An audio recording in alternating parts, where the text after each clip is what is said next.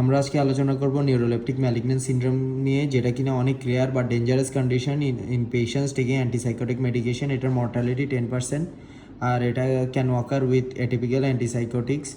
May also occur with dopaminergic কিছু drug, যেমন levodopa যদি পার্কিনসন্সের জন্য নিয়ে থাকে।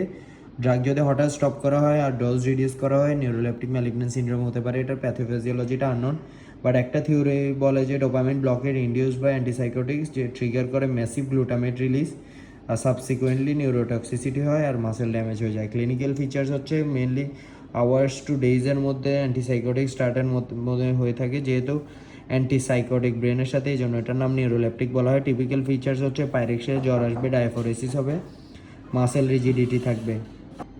পাইরেক্সিয়া থাকবে, ডায়াফোরেসিস থাকবে, মাসেল রিজিডিটি থাকবে, আর অটোনমিক লাইবিলিটি থাকবে। মানে টিপিক্যাল ফিচার থাকবে যেমন hypertension, tachycardia, tachypnea, agitated delirium with confusion থাকবে, ডিক্রিজ রিফ্লেক্স আর ক্লোনাস থাকবে, পিউপিলস নর্মাল, যেটাকে আর এটা পাইপ রিজিডিটিতে চলে যায়, মাসেল রিজিডিটিটা। এটার ইনভেস্টিগেশন করলে রেস্ট, ক্রিয়েটিন কাইনেস পাবো, আর একেআই থাকবে, যেটা অ্যাবডোমাইলাইসিসের সেকেন্ডারি হতে পারে, তখন সিভিয়ার লিউকোসাইটোসিস পাওয়া যায়। ম্যানেজমেন্ট হচ্ছে অ্যান্টিসাইকোটিককে স্টপ করে দিব।